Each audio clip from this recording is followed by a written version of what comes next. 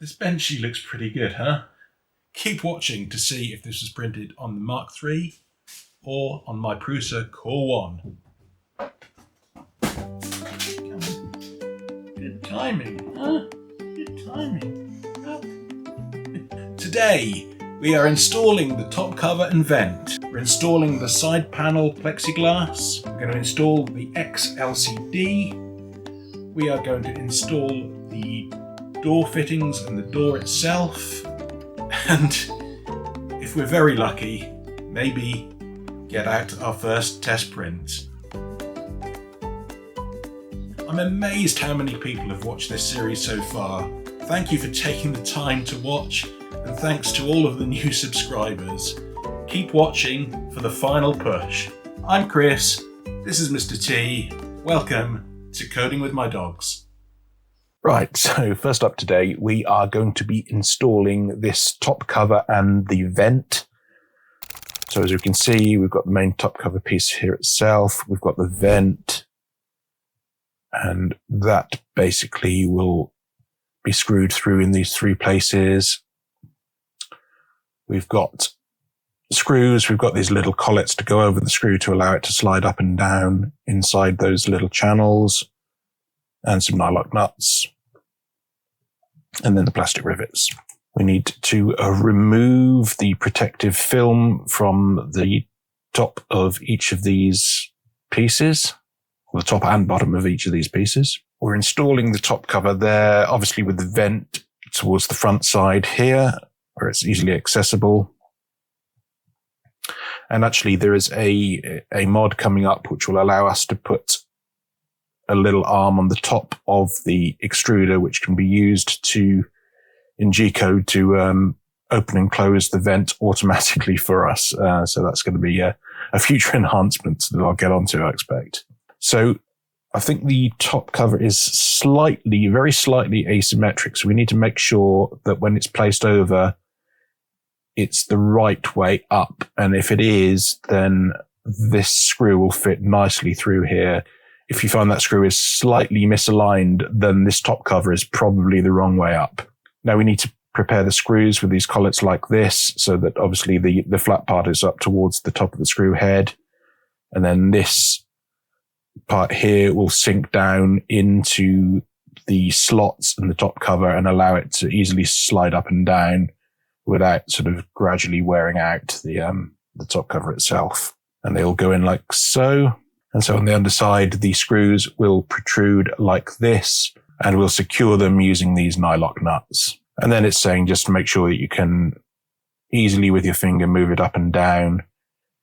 If it's a bit too stiff, then you may need to back off one of the nuts by like a quarter of a turn or something like that, just to make sure that it does work correctly.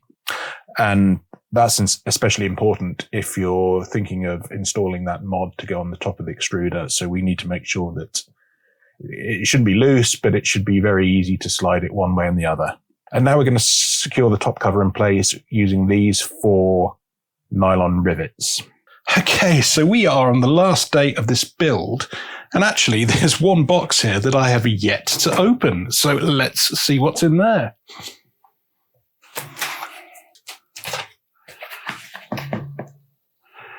Being a little careful not to scratch anything that's inside it.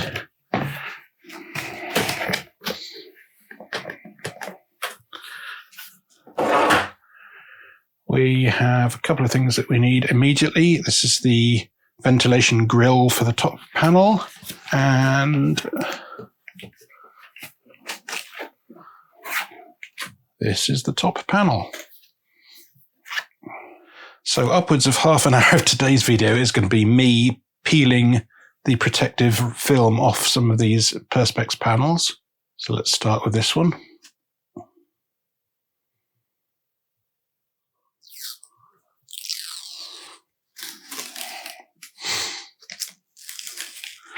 Let's see how quickly these get covered in dog hair. I reckon within a minute or two. In fact, there's one there already.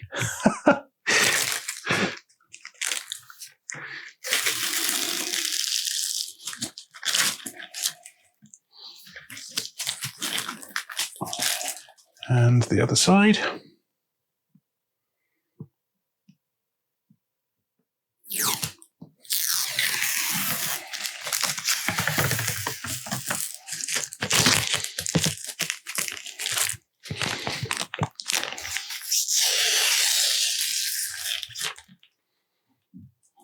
There's one. And now for this little vent cover.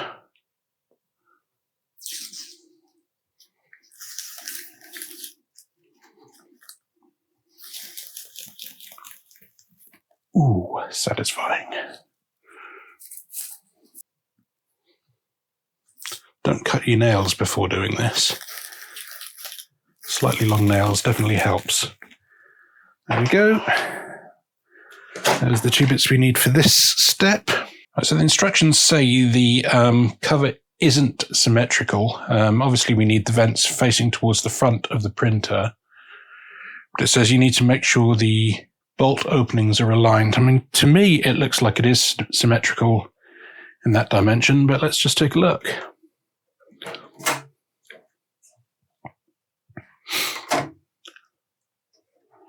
Maybe not.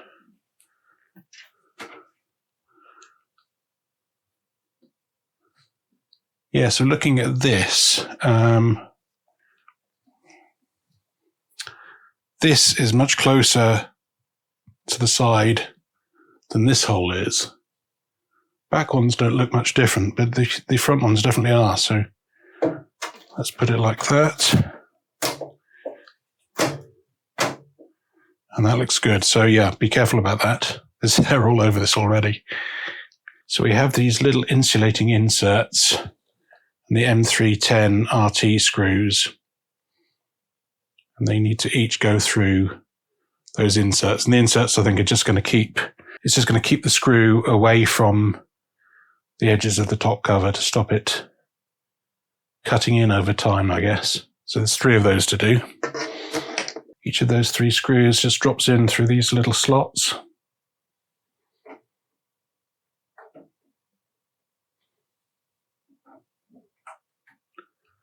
Like that. And this vent cover is going to go underneath. It's going to be a bit hard to film that, but basically each of those 3 screws needs to just go into the hole on the vent cover, and then we've got some nylock nuts to fasten onto the other side. So, do you know what? It's probably better to have done those screws one at a time. So I'll just lift them out here. Now I can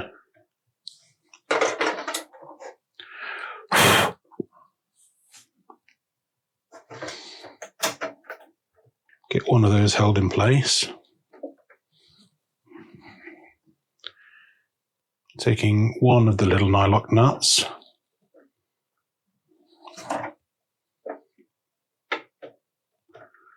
And I will try and get that on just loosely on the other side to hold that one screw and the cover in place. Let's take the next screw and the next nylock nut.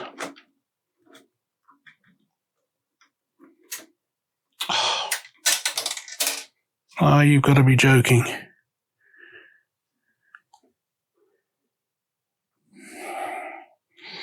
That has dropped under the bed. I have to tip the printer forward in a second. Let's just get that nut actually in place.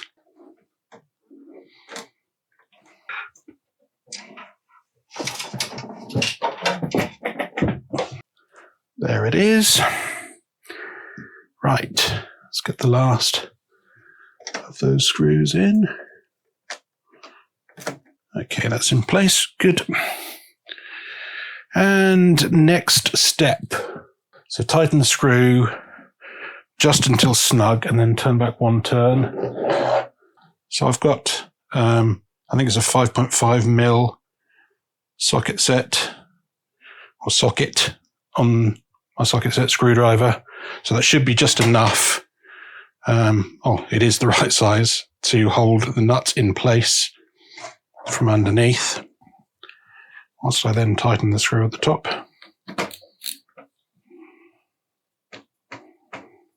So tight, and then turn it back, quarter turn. Same on the next one.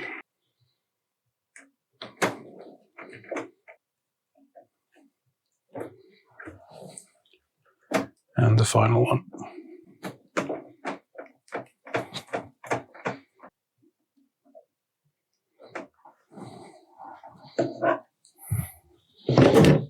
So using the screws.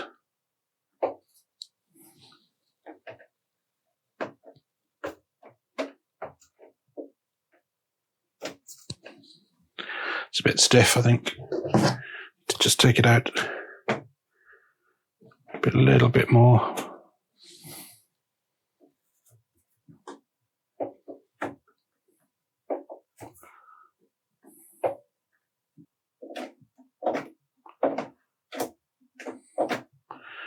That's pretty good. And we've got our 4 nylon rivets to attach this top panel to the top of the printer.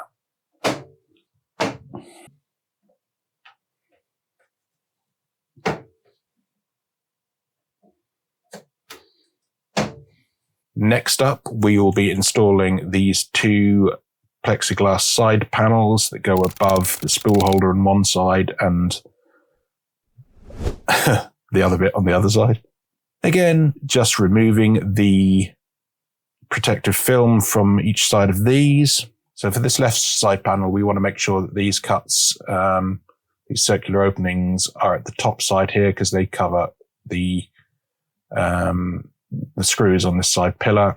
And we're going to install these 5 nylon rivets to hold it in place. And pretty much the same deal with the right side cover, those same holes there, and the same 5 nylon rivets to hold the entire thing in place.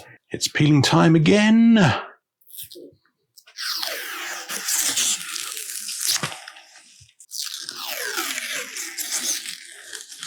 So placing it over here, aligning these screw holes on these 2 sides, we're putting in our plastic rivets again.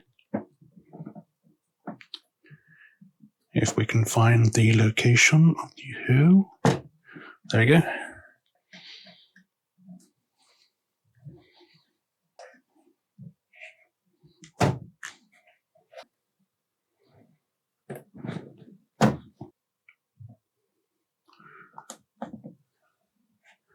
Why won't that go through? Something obscuring the top of that hole, so let's put this one in this side.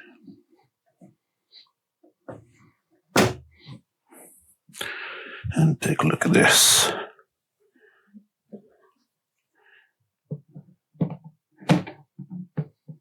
Looks like that perspex wasn't cut out properly.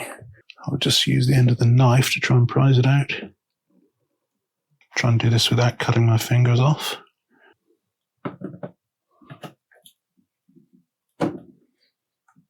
It's like the little laser cut piece of perspex is kind of lodged in there sideways. So I might try and get a small screwdriver in from the other side and try and push it out from there.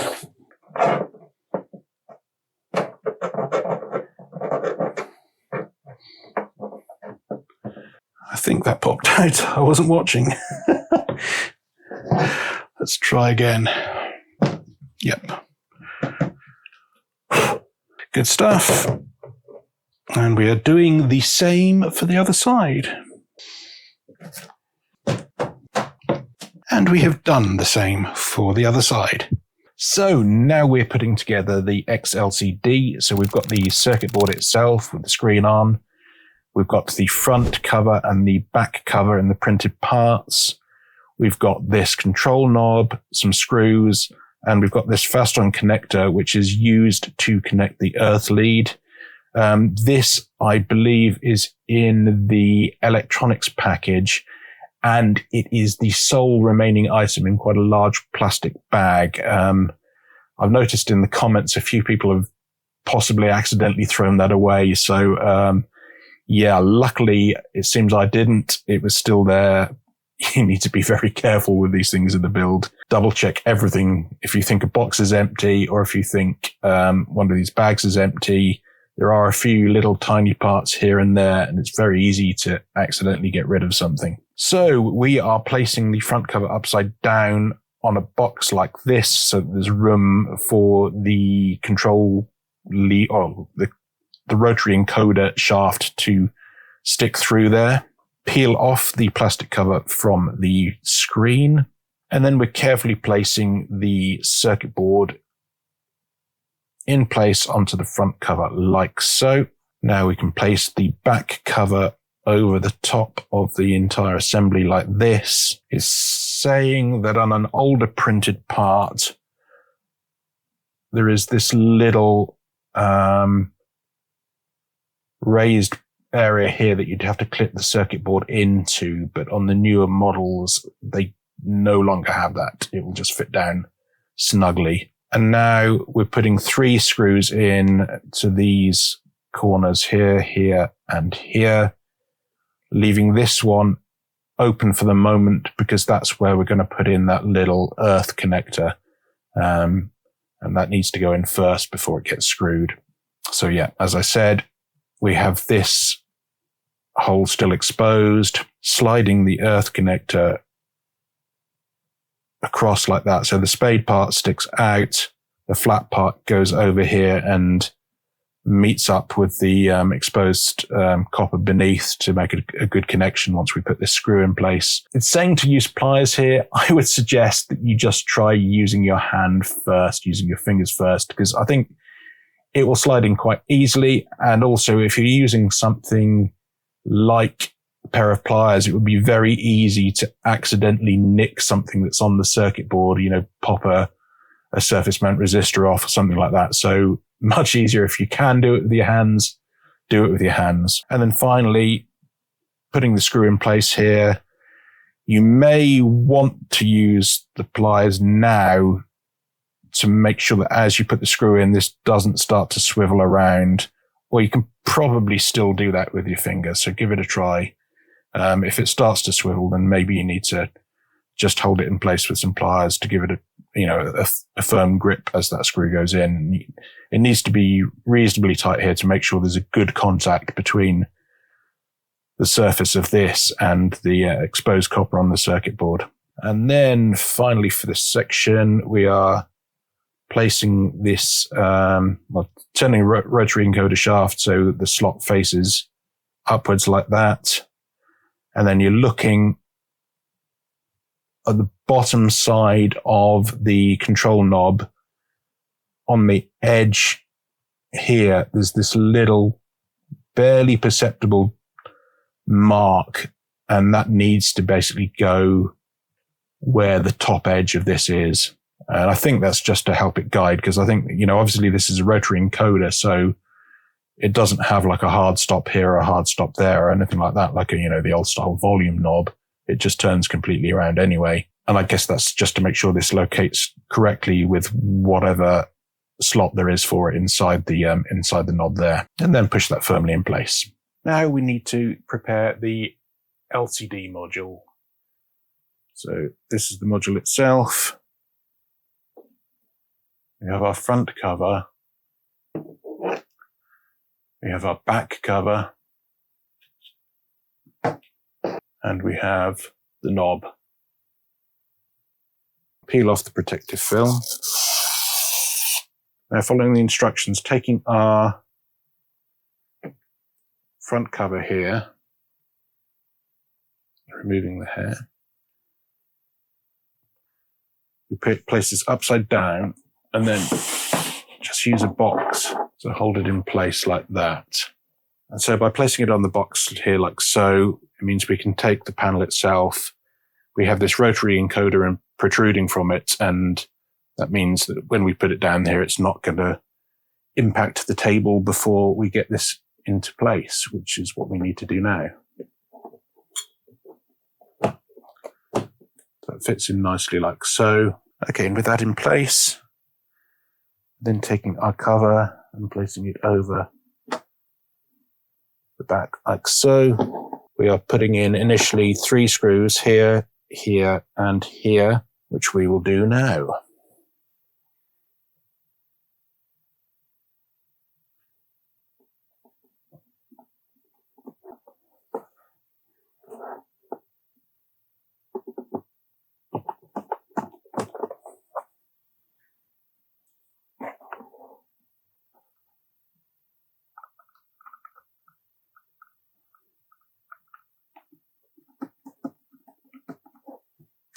So next up, we need to slide This little tab for the earth connector needs to slide in here between the PCB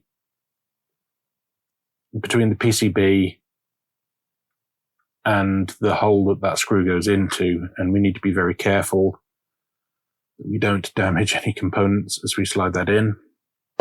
The instructions say to use some pliers, but many of the comments say just use your fingers, you have more control, and you don't want to damage the PCB as it goes in.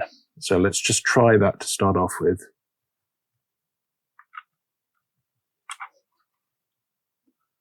Yeah, in fact, that's absolutely trivial. So no need to use the pliers. What we now need to do is to put that screw in there, but obviously we need to make sure that thing does not turn as the screw goes in.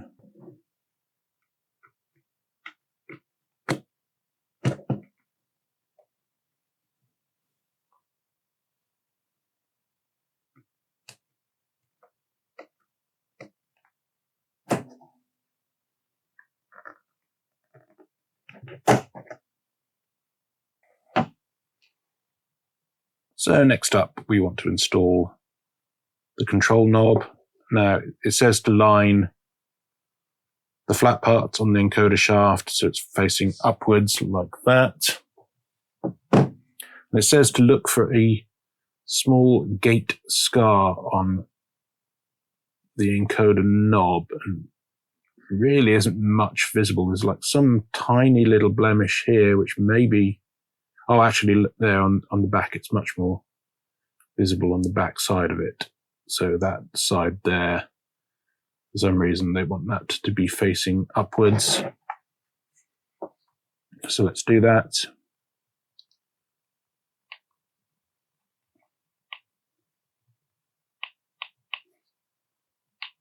Yep, that looks good. So now we're taking this bezel that's provided in the metal parts, where is it? Metal parts 2 of 3 package. We're taking the assembly that we've already completed, a couple of square nuts, a couple of screws. Square nuts are going in through this slot here to go into that hole, and then through this slot here for this hole. And it's saying to put the screws in so that there is, obviously they connect into the nuts that are there, but leave a bit of a gap because they're going to slide into that front bezel. And yeah, so leaving a gap like that. Now we are sliding the xLCD onto the bezel like that. Obviously, it's the underside of the bezel, so you see these magnets exposed here and here. That's how you know it's the correct way up. And this slot here is where it faces the edge where the fast-on connector is there, so it should be pretty easy to orient that. And then you slide those down and tighten the screws in to hold everything in place. Now we have 2 nuts that need to be put into the housing here. This one looks a bit tricky. It's got to go in and go in sideways. Let's see if we can manage that okay. Not too obvious.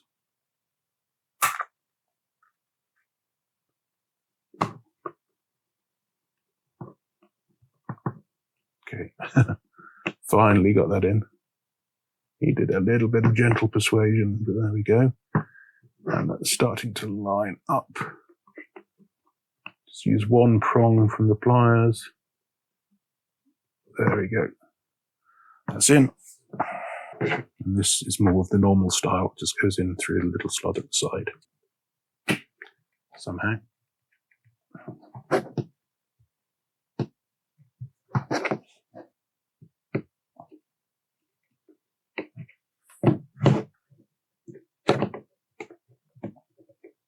Okay, there it goes.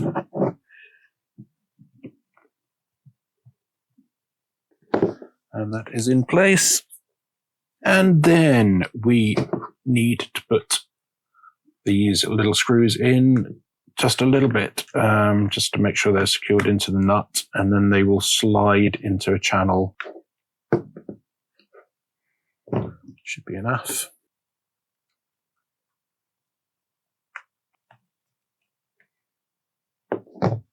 So here we have our bezel piece.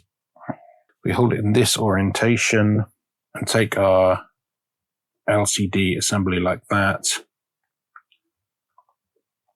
Put those screws through there and then slide them down like that. And that's the correct orientation because it gives us access to our little earthing tab there and obviously to the main LCD connector. And now we can just tighten those screws.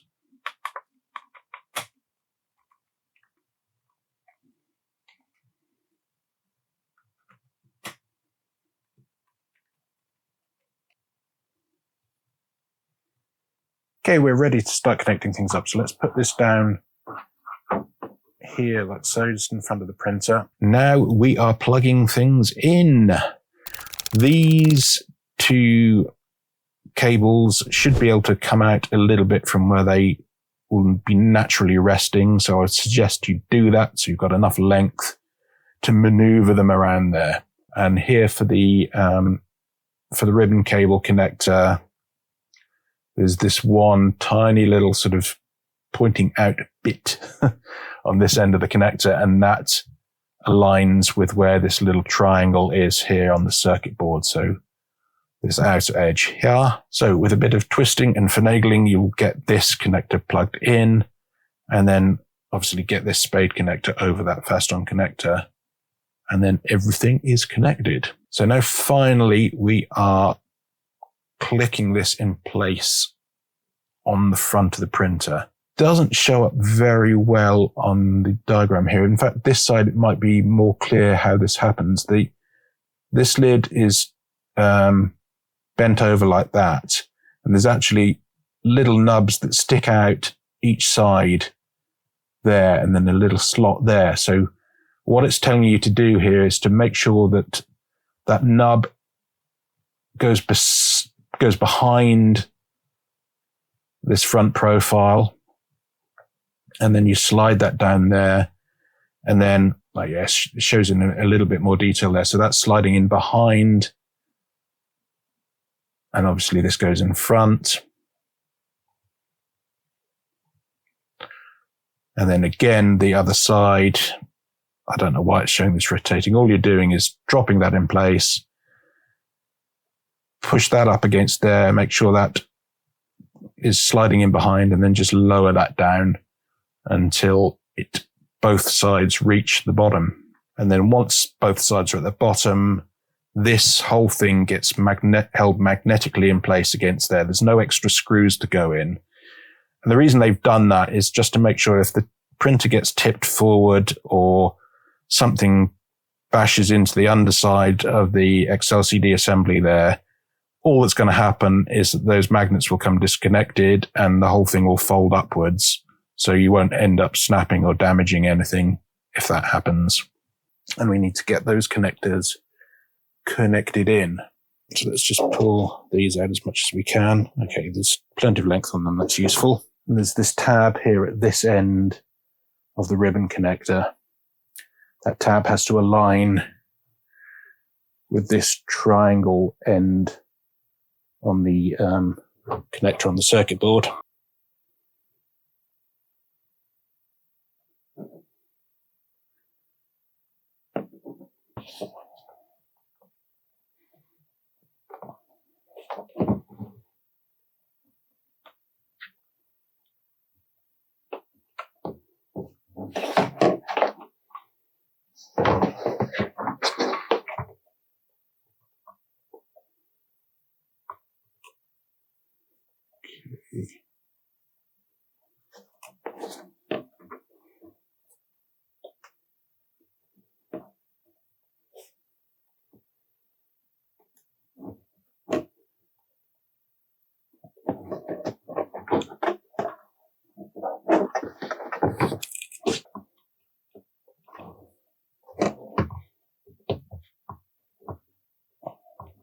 Didn't make a very satisfying click, but I think that is in place.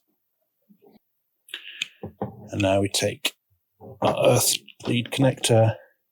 Hopefully you can see this. and just push that onto the tab there.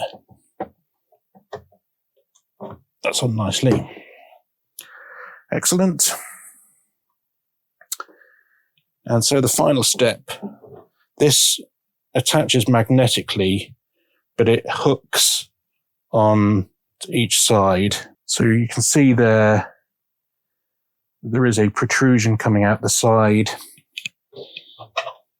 That is going to hook around the edge of the case frame here. We do the same on the other end, push it all down to the bottom, and then that just clips on like so. Now, seems quite a weird way of doing it, but the concept is that this will magnetically detach like that. If you were to rock the case forward like that onto the control unit, it's just going to come away and not snap or break. So that's quite a nice feature. So there we go. Now we are preparing the door seals. We've got this one slightly shorter one and these two longer ones. Remove the sticky back from each of these. So the short one goes across the top here, making sure that there's about the width of this piece remaining or overlapping that side, because that's where the longer pieces will fit. And then basically sliding this all the way across. I would suggest using your finger, just running under there to make sure it stays level with the bottom of the opening like that, and run it all the way over to this side, and hopefully it will still overlap the same amount over on this side. And then same deal with the first of the longer pieces, running it all the way down there. Suggest using your finger just to make sure it stays oriented correctly towards the edge of the upright pillar. Taking it down to the bottom there, it will probably be slightly longer, so take it down there and then snip it off so that it just fits flushly at the bottom there, so level with the lip of that piece that we just installed. And then same again on the left-hand side. Okay, now we are preparing the door. Before we do that, we need to put these door protectors or door seals around the frame like that. So in the package, there are two long pieces and one shorter piece. And the shorter piece spans here. And it's saying just to leave a little bit of overlap so that the longer pieces meet up underneath the short piece and there's no gaps in the top corner. So let's do that top piece first.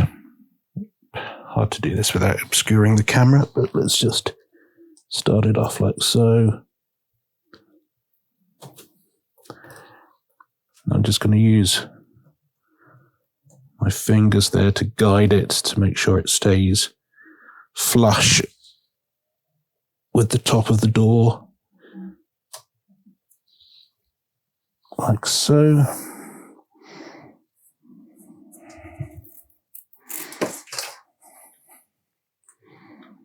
Oh, these are tricky little buggers to peel off. That's a trick you might find useful. Where it bends, we can get it to bubble out like that and then remove it that way. Ah, dear. Okay, same again. Just pushing it up there.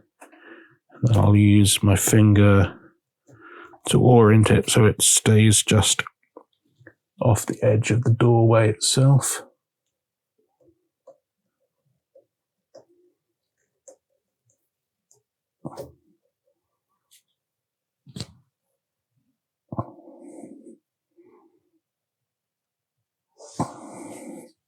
A little bit of excess there at the bottom.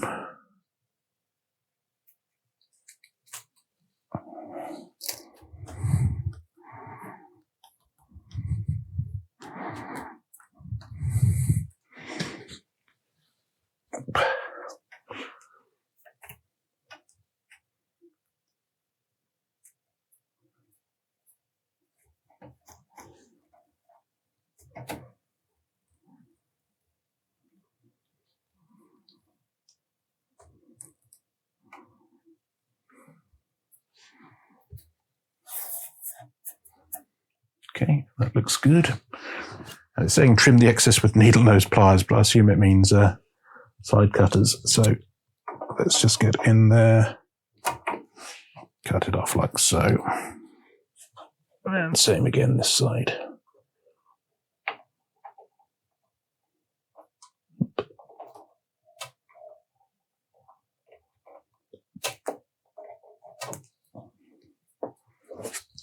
Lovely. Now we are putting together the door furniture. We've got these two printed parts, which will enclose the magnets that are used for holding the door itself closed, and some square nuts and screws. Put the square nuts into each of these parts. Slide the magnets into the pockets on each of these parts, and the orientation of the magnets does not matter. They are basically connecting with steel, so it doesn't matter if one's one way around and one's the other. That's no problem. So those plastic parts fit behind the pillar there and into these large rectangular cutouts, and obviously in such a way that the screw hole that we just put the nut in for is facing us over there. And obviously the magnet will be behind this piece. And then you put a screw into that one, and we repeat the process up here. Now we are looking at the other side. We have got, again, these pieces that fit through channels on the left-hand side pillar. We've got these hinge pieces that will fit on the outside and go, obviously this fits around this here. Then we've got these little pins that will go in place through those, through there, and some screws to hold it together. So similar to what we did on the right-hand side, we're pushing that through the opening there, making sure the hole for the hinge pin is exposed, and this aligns with the screw. And so we put the screw in to hold it in place, and repeat the process with the second part on the upper side here, just above where the door sensor is. Now we place the hinge part flat against the surface like so. Try and align it as best as you can with the other section of the hinge, taking the hinge pin here and making note of the fact that at one end there's a slightly beveled section. So you may need to use a magnifying glass to be able to see where that is. But obviously that's what you want to push in through the pins. That's what you want to push in through the hinge pieces, just to make sure that it goes in more smoothly than it would if you tried to do it the other side. And then using pliers or something just to push it down. You might need to jiggle things around just until it goes all the way through here and then down into the bottom piece, and use the tip of the pliers just to push it in firmly down into this hinge section. And yeah, same with the bottom hinge. And it's saying to use the pliers to make sure that pin goes all the way through to the, it's not visible here, but there's a little groove in this hinge piece here. And that hinge pin needs to go all the way down to the bottom of that, so it's not sticking out at all. Because that groove is where the plexiglass of the front cover will slide in. And if the hinge pin is still sticking up, then that won't go fully in. Ask me how I know that. So yeah, this is a strange angle, but it's just showing that if you look into that cutout section, the pin isn't sticking up there. And then finally, we leave both of these hinges sticking out at 90 degrees like that. There are actually some, within the plastic, there's some like retainer bumps set so that it naturally fits in this position, and in the sort of almost fully open position. You'll find a bit of resistance as you try to pull it out there, so don't worry, that's normal. So we're now preparing these little door latches. These fit on the right-hand side of the case, and we need to fit square nuts into these pockets, and then we need to slide magnets into this pocket here. Oops. 2 of these magnets. Need to separate those in a second. So first off, let's get those square nuts in place. Where are my little pliers? There we are.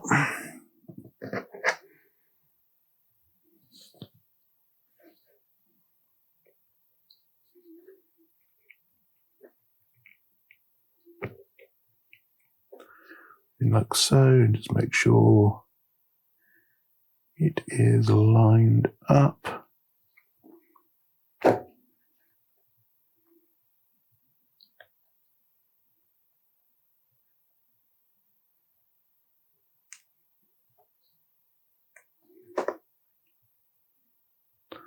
That looks good.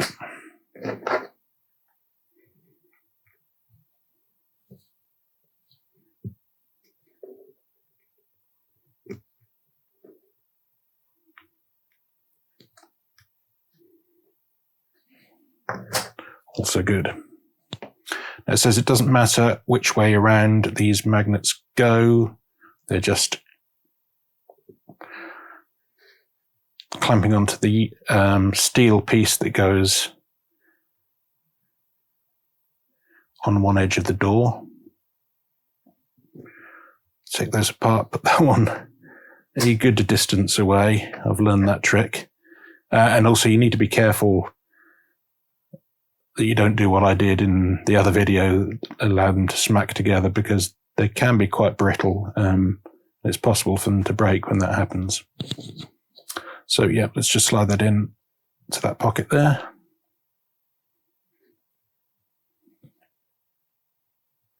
All the way in. That's good. And same for the other one.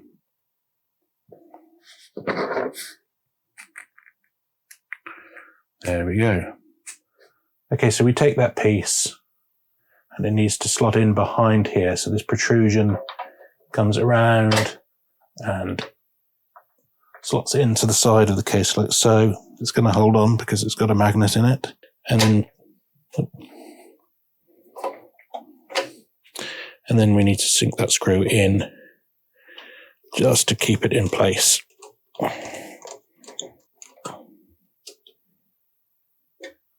Like that. And same again up here.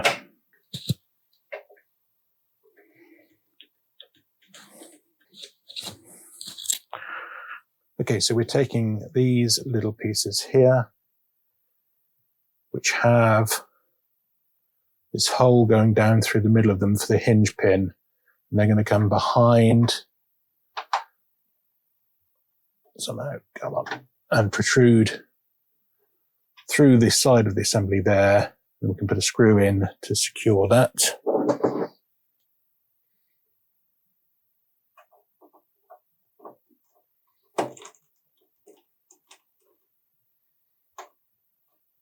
And another one up here, of course.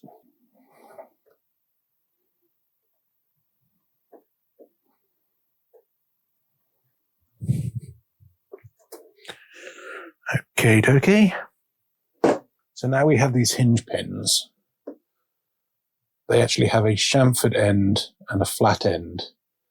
So obviously the chamfered end is the one that we want to start inserting through the other side of the hinges. So we've got a little hole there. Push it through until it starts to come through. Then try and balance it.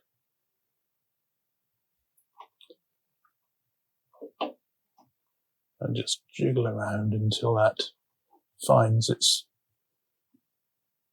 location in the center part. And try and keep everything still. Put it all the way down.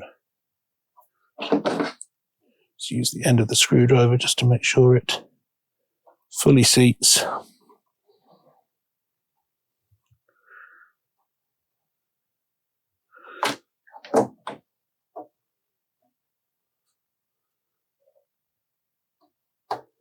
Okay, so that has a little bit of a clip action, which is nice. So fully open, half open, and fully shut. And so we take our second hinge, do the same thing, And then up here,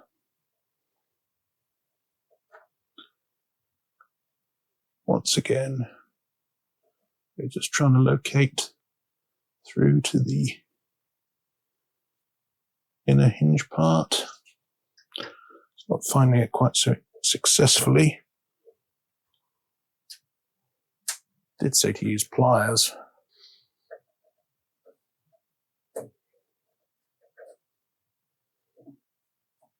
Yeah, there we go.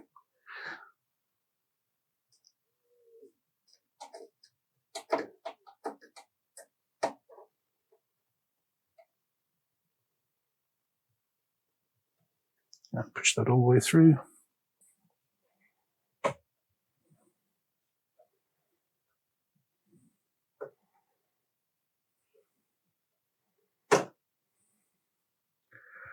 Like so. Now we are taking the plexiglass door panel and the door handle. Again, removing the protective film from the back side of that. So this is saying the door panel has protective film on both sides. I've actually already completed this section and it was only on one side, and a number of the comments here say it was only on one side. So I think something may have changed in the way that these are prepared. So don't be standing there for half an hour trying to peel off a piece of film that does not exist. So I think it's only on the back side that the protective film is. And now we're sliding the cover onto the hinges. And obviously the cover has these little cutouts that will fit into that groove in the hinge itself. And then once it's fully secured, these holes will align with the screw holes in the hinge cover, like this.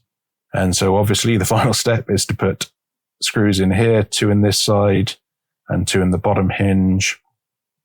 And then that's the door secured. For this final step, we remove the protective cover over the sticky tape on the door handle. And now very carefully, we want to align the door handle with the side of the door here. Basically what you need to do, this is hard to see because this actually comes down at a slight angle. So in this picture, it looks like it's sticking out, but it isn't. This whole piece flush with the surface of the plexiglass, leaving this piece sticking out. And you want to do that top to bottom and then just gradually slide this whole handle in place until it meets up top and bottom with the plexiglass here, with this side still sticking out so that the tape isn't making contact. Once you're happy top and bottom that it's in place, then you can rotate this out so that the sticky part then makes contact with the back of the plexiglass. And then push firmly on each side to make sure that's all properly contacted and stuck firmly. We're at the final stage of our printer build. We now have this door panel ready to assemble. I'm going to click these hinge pieces out so that we can get the panel screwed into them. First off, it's just a matter of removing the film, as always, from these Perspex panels. Always want to try and get it diagonal, so when it goes over the holes, it tears off correctly and doesn't leave a strip remaining.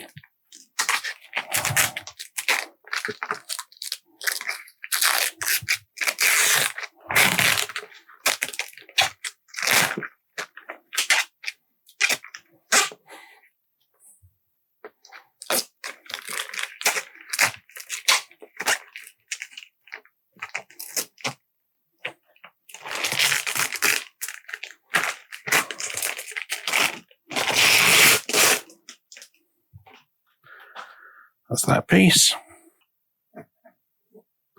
Does it actually have a piece on the front? This whole thing was in a bag, so Maybe it doesn't. That doesn't look like it's got anything else on it. I'll better check the instructions. Door panel has protective film on both sides. One covers the entire surface. One just at the center area. I don't know what that means. Yeah, comments saying the film is only on one side.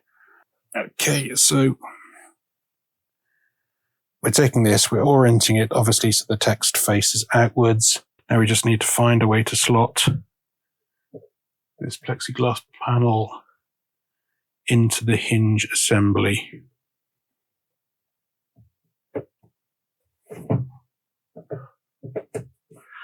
So it's going in to within about 3 or 4 mil of the correct location. And then not quite going into the last part of the hinge. Do you know, I wonder if the hinge pin blocks it. So the hinge pin goes through the same channel that this plexiglass is coming into. And I think whilst I've pushed it down, I've not pushed it down that far. Yep, I think that's the problem. Let's try again.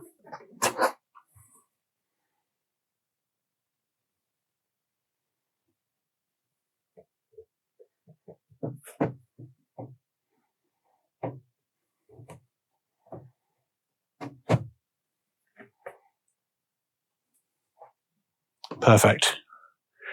Okay, so now we're putting some screws in.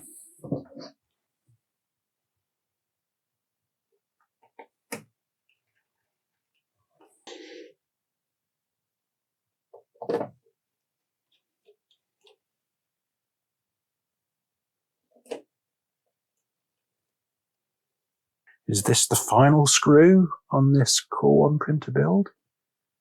Could be.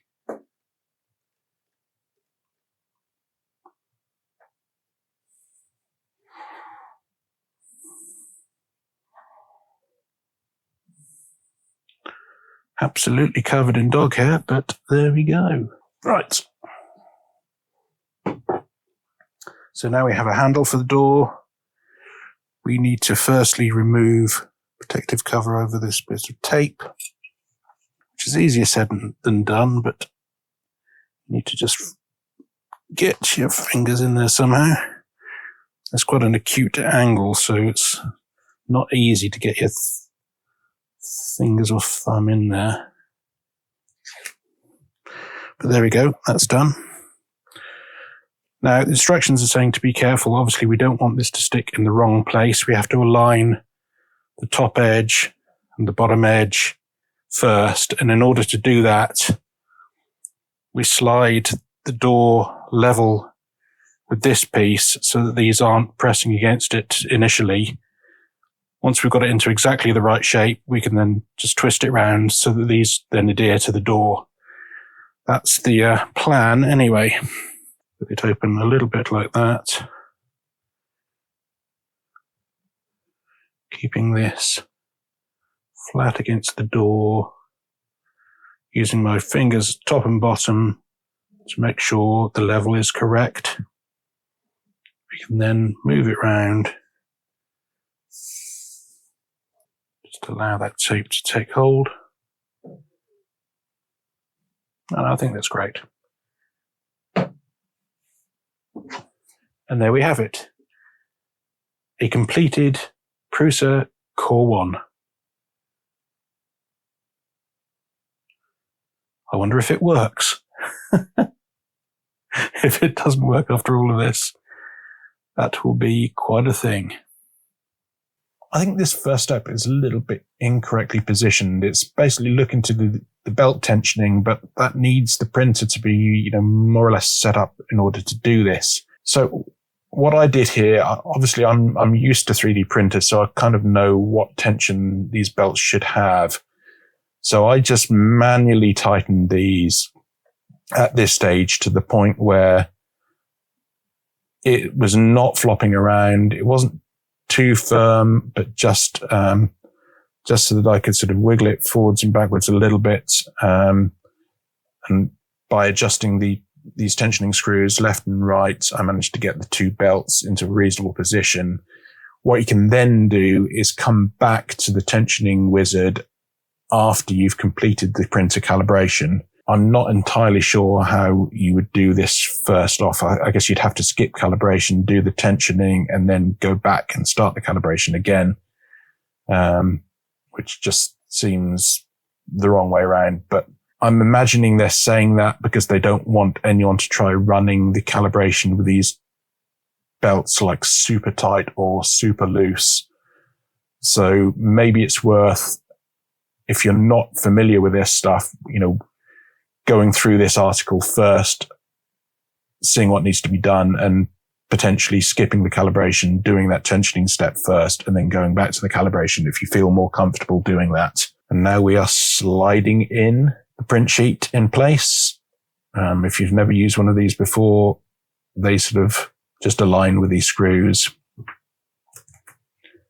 here and here, and then put it down. Be careful of your fingers between the plate and the magnets. It will give you a nice little blister if you allow it to snap down over the edge of your finger. Putting in the USB stick that came with the printer into the USB socket here. One thing to note here is that the printer itself has no internal memory. So even if you're using the app to start off a print, it will only work if it's got some sort of thumbstick in here. So this is basically where it stores the details of anything that's printing, whether it's coming off the stick itself or whether you're using the app or some other means to upload the model to the printer for printing. It always needs something in here. I discovered that. I was scratching my head for a long time working out why it would allow me to look at the models, but when it uploads to the printer, nothing would happen because the printer's got nowhere to store the data for it. So that's one to bear in mind. And now you can turn the printer on, having plugged it in, and run the calibration. It does a firmware update first, which you're allowed to, which you can flash like this, and then carry on into the calibration steps. This door sensor part was a bit tricky. Needed to go through a few stages of just screwing through to push this sensor out a little bit, or this little micro switch head out a bit. I would suggest if you keep your finger parallel with this side piece and press firmly up against this, if you don't hear it click, if you don't hear the micro switch click, then it's not sticking out far enough. So you can rather than following the instructions on the screen, you could, if you want to, just kind of do it bit by bit here and then pressing your finger against this. And as soon as it's in enough that you hear this click, that's probably what you need. And then follow the steps for the calibration from that point onwards. And what it's basically checking is that this switch is activated as soon as the door opens wide enough for you to be able to stick your fingers inside. So as long as, it's sort of like smaller than that gap between the edge of the door and the panel, and that's when the micro switch clicks, I think that's good enough for me. So when it's telling you to keep the door closed, just bear that in mind. For mine, it's like still open a little bit at the point where it clicks, but that's fine. I don't mind. Right. So here we have it. The printer is complete, ready to go. I have already gone in, just checked the belt tension is good enough, which it was. There's a belt tension wizard, which we can look at later on, which will help calibrate them if it turns out that the tension isn't good enough, but it should do us for now. So now we are ready to power the printer on. Okay, so before turning it on, we need to install the PEI sheet.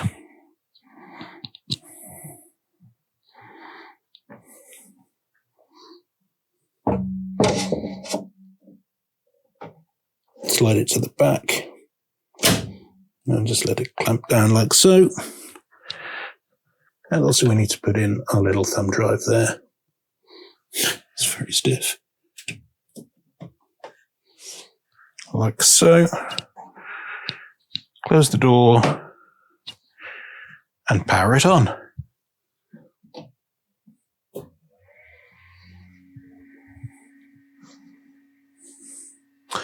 So it's saying new firmware is available, and then we can choose to flash that.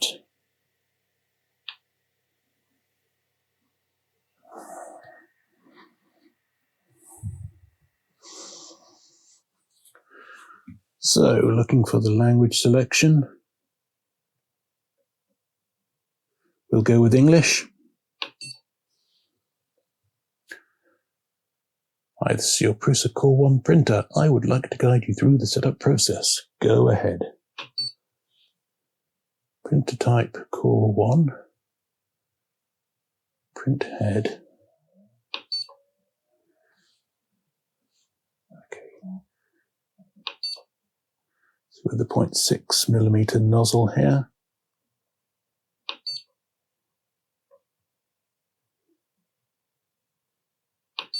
It's a hardened hot end. It is not high flow. We do have a silicon sock and it's stock an extruder.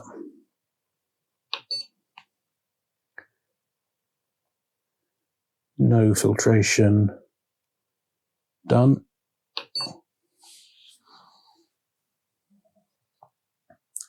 Do you want to connect to the Wi-Fi using the Prusa app on your phone using NFC? I will do that. So on the app, it says no printers assigned. So I don't know which way round I'll do this. Let's click yes here. Open the Prusa app, go to the in-app menu and select set up printer Wi-Fi. Okay, so it's this one here, set up printer Wi-Fi. Printer Wi-Fi setup wizard. So Core One. I'm putting in my credentials, my Wi-Fi name and password. Click continue. Send Wi-Fi network access via NFC. Hold your device near the NFC scanner on the printer. Wi-Fi successfully set up. Apply credentials. Yes, please.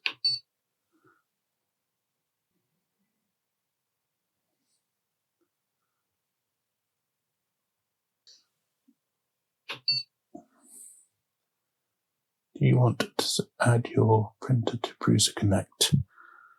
Then yes, we may as well.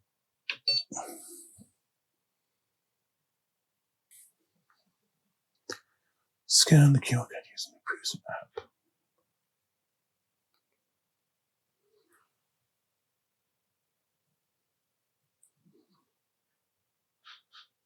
So I'm just adding the printer to my app here, Core One. Allow camera access.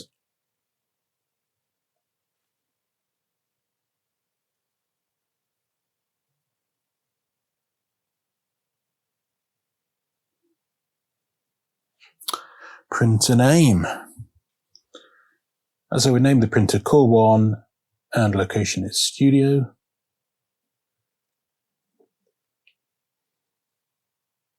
I don't know what that means. Registration is successful. Continue at connect.prusa3d.com. I was on my app. Connect.prusa3d.com. I don't know what it's asking me to do. Let's just click that. Run self-tests and calibrations now. Yes.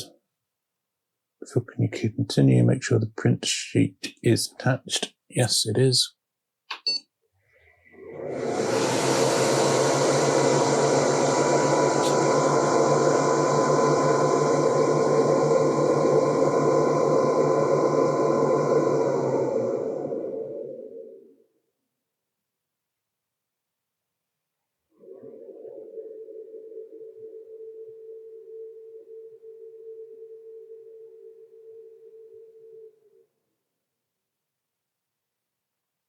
I notice a lot of people skip this step in the build, but let's just start off by trying to calibrate it. Is the chamber door closed? Yes, it is. Open the door and tighten the tensioning screw by about half a turn, then close the door and confirm. Tighten by half a turn.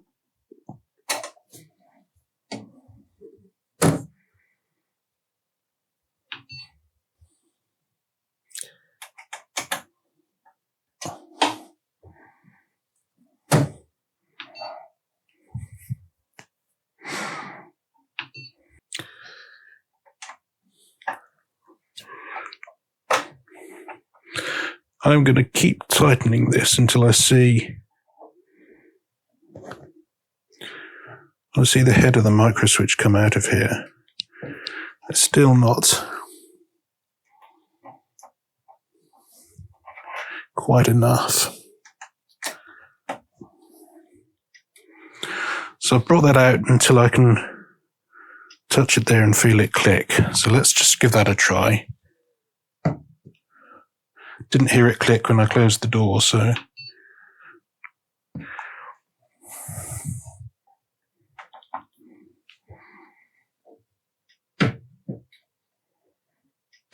I can hear it clicking now.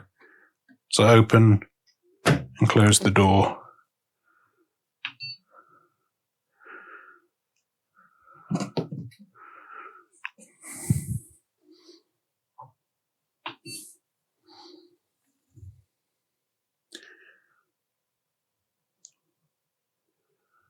Okay, so it wants me to do that.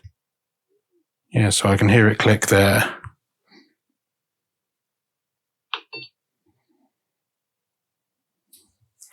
So it wants me to loosen it a bit.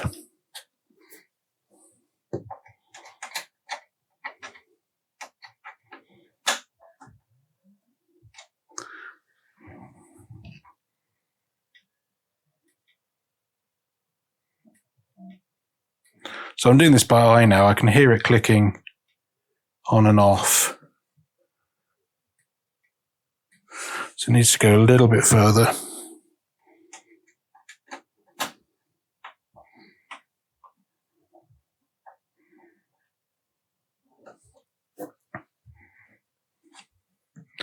Do you know what? I think that's good enough.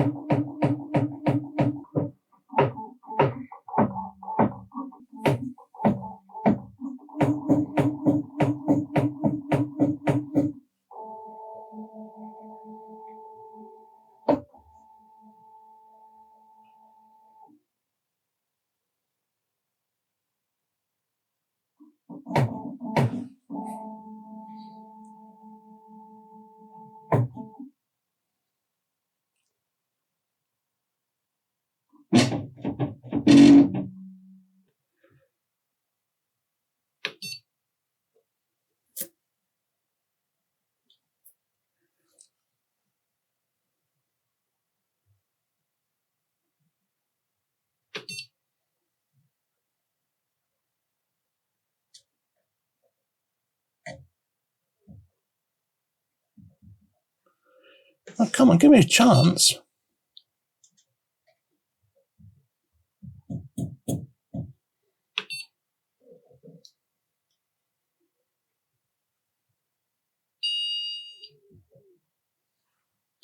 Oh, sorry, I didn't follow the instructions. You had to wait for the countdown.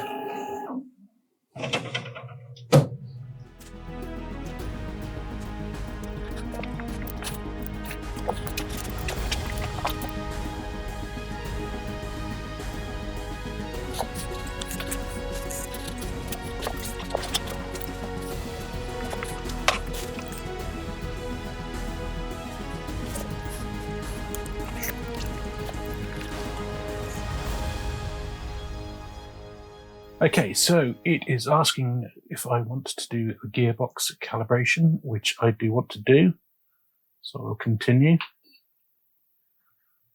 Before you proceed, make sure the filament is unloaded from the extruder. It is.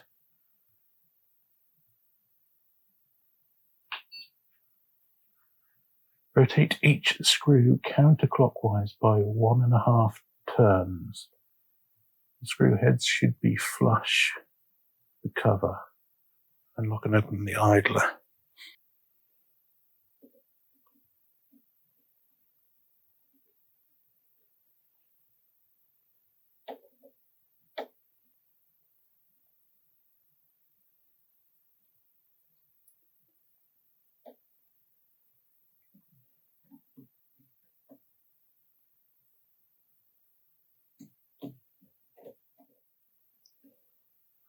So I think that's about it.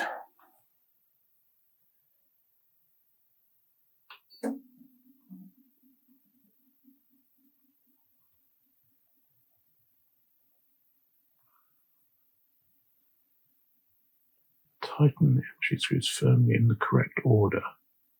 They should be slightly below the surface. Do not over tighten. So, top left corner first.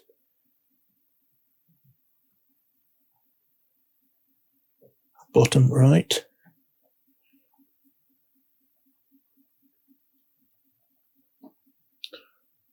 And top right.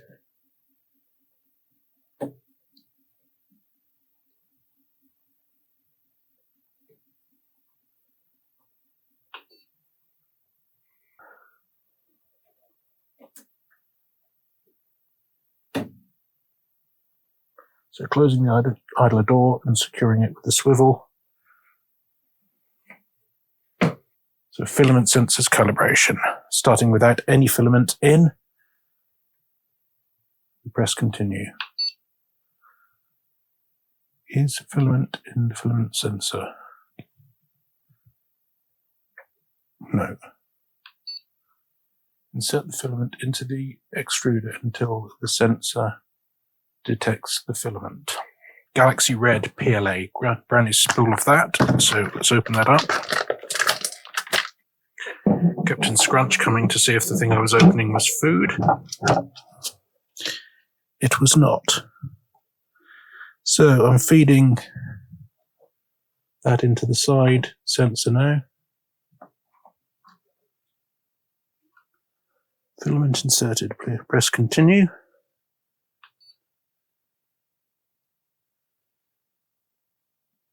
Remove filament to finish. Okay. The filament menus. Load filament. Let's do that. We are loading PLA.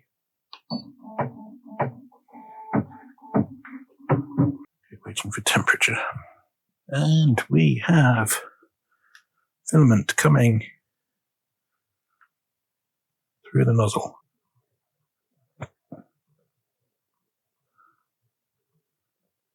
The first straggly bit in the new printer. Excellent. Okay, so downloading the latest version of Prusa Slicer, and I will install that. Prusa 3D, it's fine. We don't want a desktop shortcut for everything. Let's go install.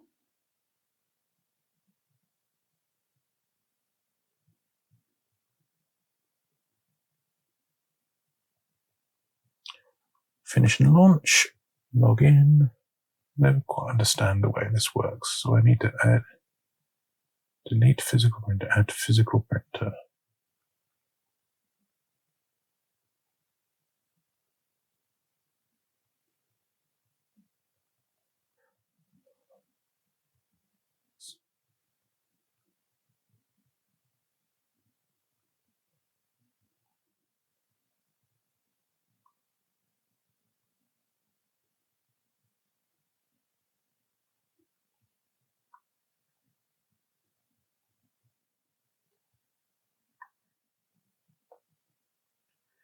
I have a Prusa Core One.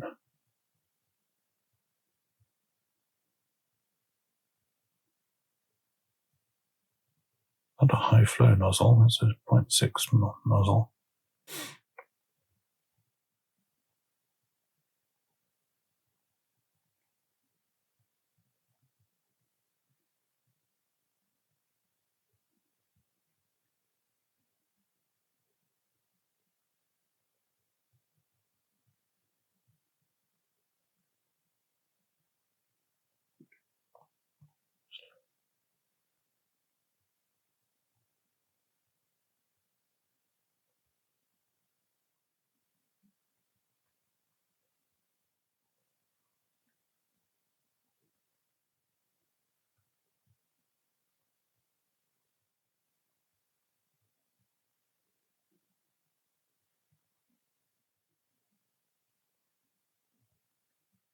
Okay, so we have a Prusa Core One.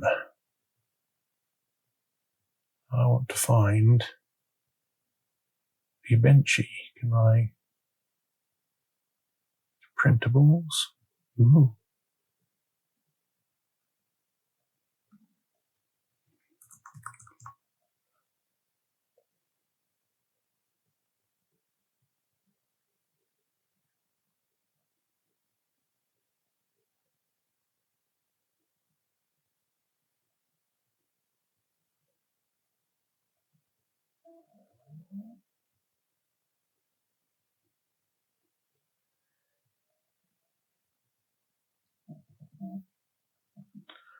Very, very nice. So that has downloaded it to there. I can slice it. I've got myself set up with 6.6 nozzle, 20% infill is fine. We are Prusa PLA.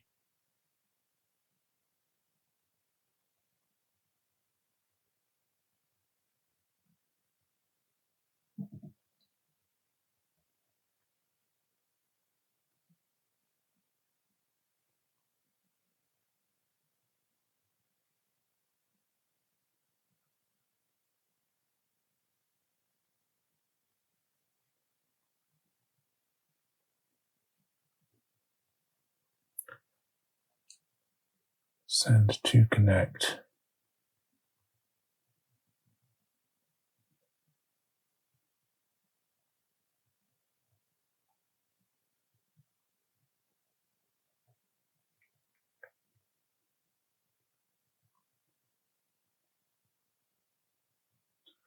Okay, so that's set that printer up as the current printer. PLA. What does it say? High flow.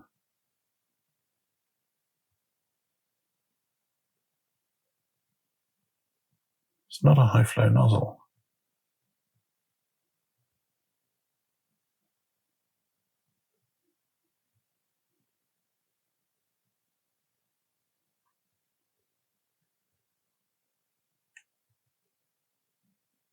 No.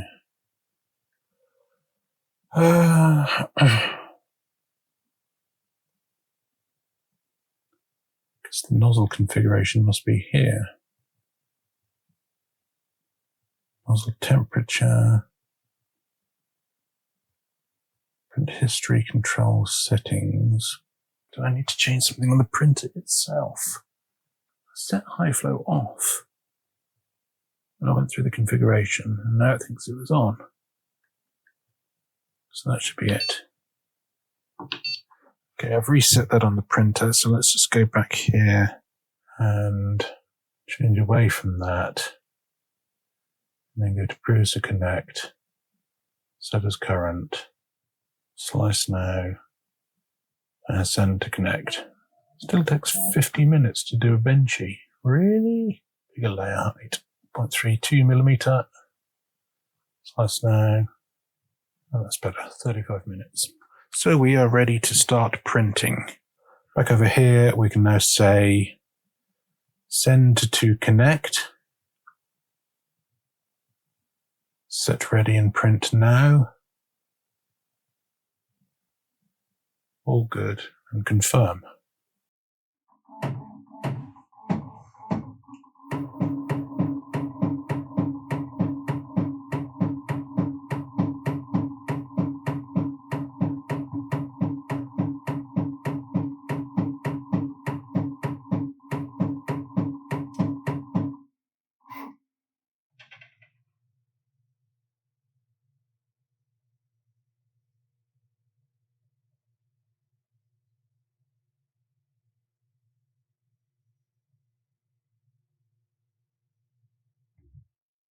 I don't know what this absorbing heat stage is. This is new to me. Not something that the Mark 3S had.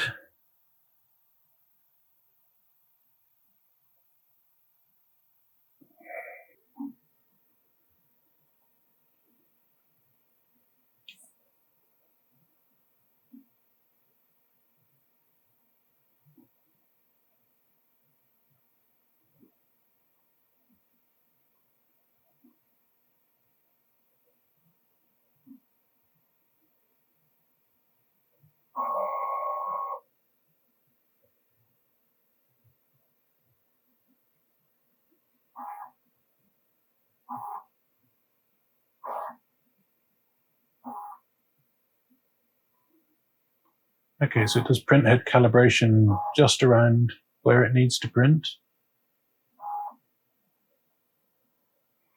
Or bed leveling, I should say.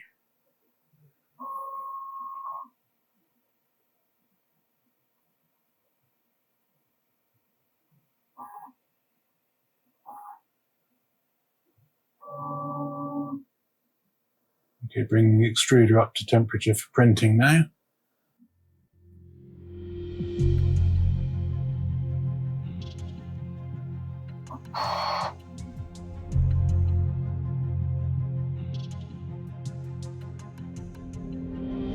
And here is the third one. This is a Prusa Core One.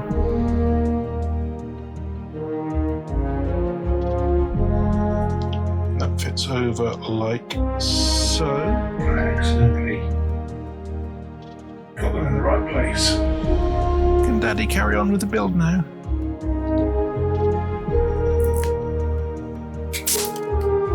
Bugger.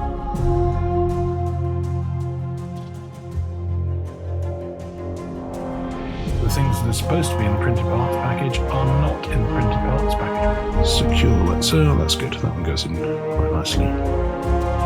Holding it like that, I can then lower. That's good, like so. There we have RGBW LED. Barely even need the screwdriver, to be honest.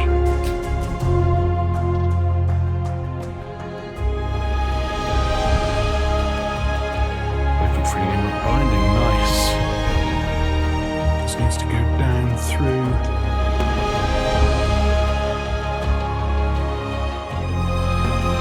Don't know why those fans were already installed, because they were completely.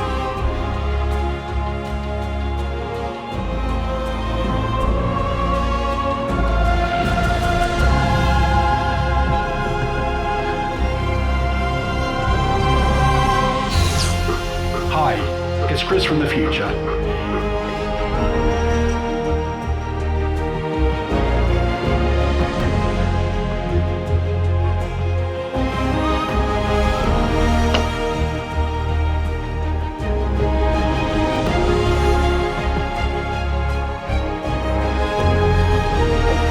Let's put it like that.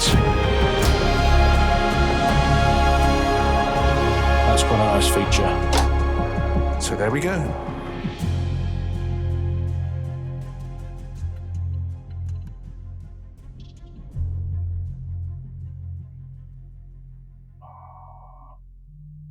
And there we have it. It goes green.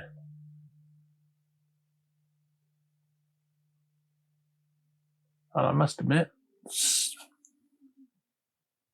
from this distance, that looks like a relatively clean benchy to me.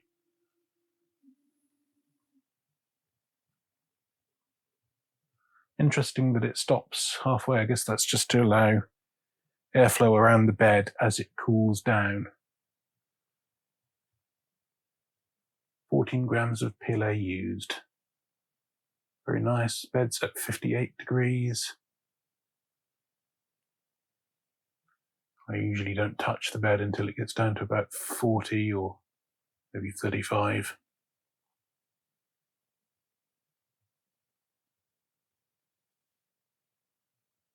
First print done. So that's it. I finally finished the Prusa Core One build, and it's really great. I've already printed a few other things like this little mesh-tastic radio case. If you're thinking of doing a build like this for yourselves, don't hesitate, just do it. I've highlighted all of the tricky bits during this build process, just for entertainment purposes. But if I can put this printer together whilst getting myself into all sorts of contortions to make room for the close-up camera, then I think pretty much anybody can do this successfully. If you enjoyed this series, please give it a like or leave a comment. Thanks to everybody who's done that so far. It really helps me keep going. And if you'd like to see more building, coding, general technical tinkering, why not hit subscribe? I'm going to spend the run up to Christmas preparing for the next series. It's going to be a bit of software, a bit of electronics, a bit of mechanical design, and hopefully a lot of fun. Look for that one coming out in early January. And as always, thanks for watching.